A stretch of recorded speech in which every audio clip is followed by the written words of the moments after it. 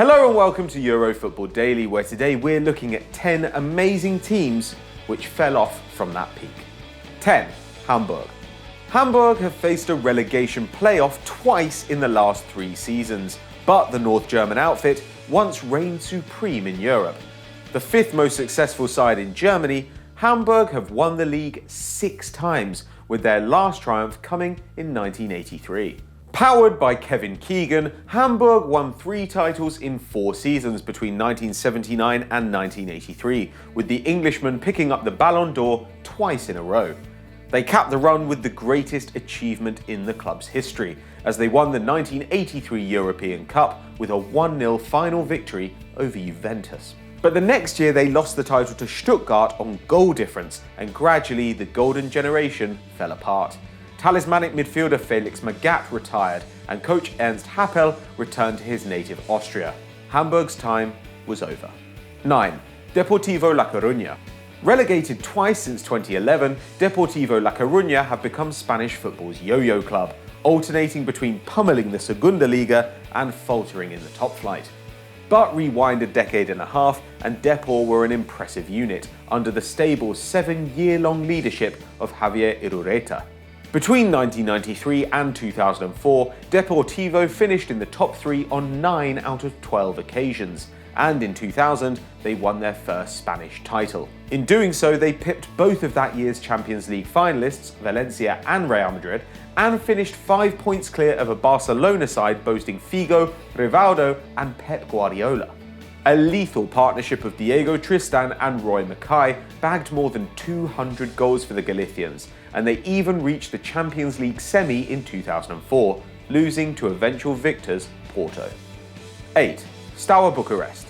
The only Romanian side to win the European Cup, Steaua Bucharest achieved the impossible in 1986 when they beat Barcelona on penalties in the final.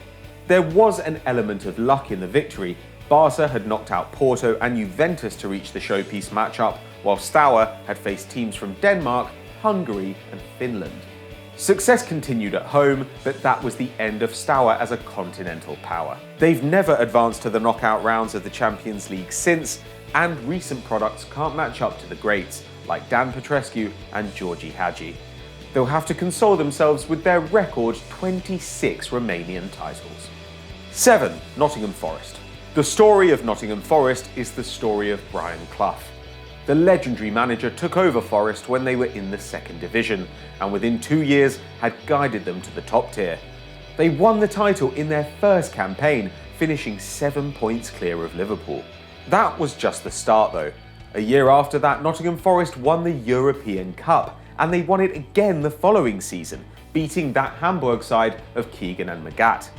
The East Midlands club, with a stadium seating 30,000 people, has won the Champions League as often as Juventus have. But Clough's brilliance was not to last. Though Forest hovered close to the top of the league in the 80s, they did not win another title, only picking up a pair of league cups. By the early 90s, they found it harder and harder to keep hold of their stars, having to sell Roy Keane and Teddy Sheringham, and they were relegated in the first Premier League season. Clough resigned. 6. Red Star Belgrade. It's hard to believe now, but Red Star Belgrade were once one of the continent's top teams. The Serbians are their country's most successful club, with 27 national titles to rivals Partizan's 26. But unlike Partizan, Red Star's achievements don't end at the border, as the CZV won the 1991 European Cup. The club had decided in 1987 that they would make a 5-year plan with the goal of winning Europe's premier competition, and within 4 years they had reached the final, disposing of Rangers and Bayern Munich on the way. In the final, 10 of Red Star's starting 11 were homegrown, as they beat the Marseille of Papin and Chris Waddle on penalties. Unfortunately for the club, that brought attention to their players, and a year on, the squad had been picked clean.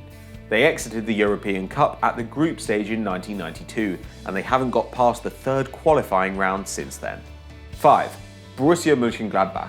The 1970s are usually seen as Bayern Munich's golden age, but the Bavarians only won 3 league titles in that decade, while Borussia Monchengladbach picked up 5. They also won the UEFA Cup twice and reached the final of the European Cup for the only time in their history, losing to Liverpool.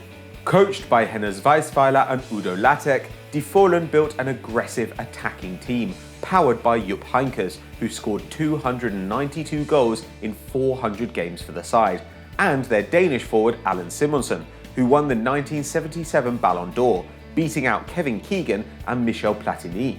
They also clocked up the biggest win ever in the Bundesliga, smashing Dortmund 12-0, with Heynckes scoring 5. However, the 70s proved a brief peak in their history, as they didn't win a single title before then and haven't won another since. In fact, they've lifted just 2 pieces of silverware since 1980, a German Cup and the second division title. 4. PSV Eindhoven. It might seem harsh to put PSV on this list. After all, the Eindhoven outfit have won the Eredivisie twice since 2014. But there's a big difference between a side good enough to win in the Netherlands and one which can match up to the great Buren teams of the past. PSV won 3 titles on the trot between 2005 and 2007, even reaching the Champions League semi-finals with the benefit of a favourable draw. But the club's finest stretch came in the late 1980s. With stars like Ruud Gullit and Ronald Koeman anchoring the side, PSV won the league 4 times in a row, as well as the European Cup in 1988, beating Real Madrid and Benfica on the way. That brought PSV the treble, equaling the achievement of Johan Cruyff's Ajax in 1972. Gullit and Koeman went on to repeat that European glory at Milan and Barcelona respectively, and PSV became a side which made stars for other teams. 3. Napoli. Surprisingly, despite a 90-year history, Napoli have won Serie A just twice. Less surprisingly, both of those titles came in the late 80s, during the heyday of Diego Maradona. The Argentinian spent 7 years with the Partenopei, netting 115 goals to become the club's all-time top scorer. But Maradona wasn't the only talent in the side. Dutchman Ruud Krol and Ciro Ferrara, one of Italy's finest centre-backs, also excelled, as Napoli added a Coppa Italia and the UEFA Cup to their trophy cabinet, beating Bayern Munich and Juventus. A team from the south of Italy had never won the league before, and that Maradona generation became legendary. However, financial mismanagement and El Diego's ban for cocaine use brought their reign to an end, and Napoli went through 22 years and 3 relegations before winning another piece of silverware. 2. Parma. Though they can't match the trophy cabinets of the other teams on our list, Parma were on the verge of superclub status in the 1990s. Having never won major silverware before that decade, the Giallo Blu picked up 8 trophies in 10 years, under managers like Carlo Ancelotti and Arrigo Sacchi. Parma recorded a club record 2nd place finish with a super talented young team.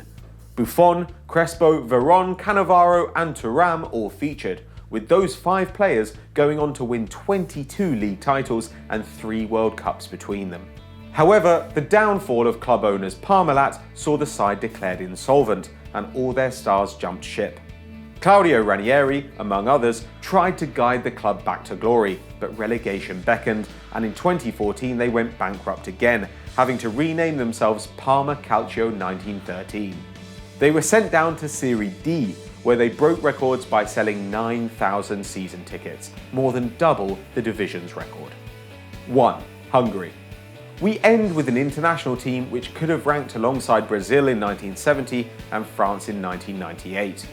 Hungary were the planet's premier football force in the 1950s, inventing total football and wowing crowds with Hidekuti, Puskás and Kokshish.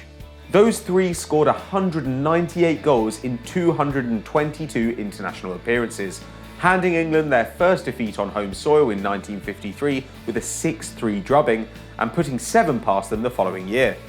But despite the extraordinary individual talent on show, they lost the 1954 World Cup final to West Germany, their 2nd defeat in the final after 1938's loss to Italy.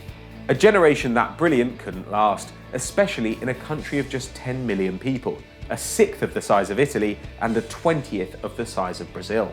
Their best showing since has been a 4th place finish at Euro 1972, when the tournament had just 4 teams in it. They've never gone past the World Cup quarters ever again. So those were our 10 great teams that fell from grace, but who would you have included? Let us know in the comments below. Now, if you enjoyed this video, don't forget to check out this week's Stat Wars. It's a doozy. And as ever, guys, don't forget to like and subscribe.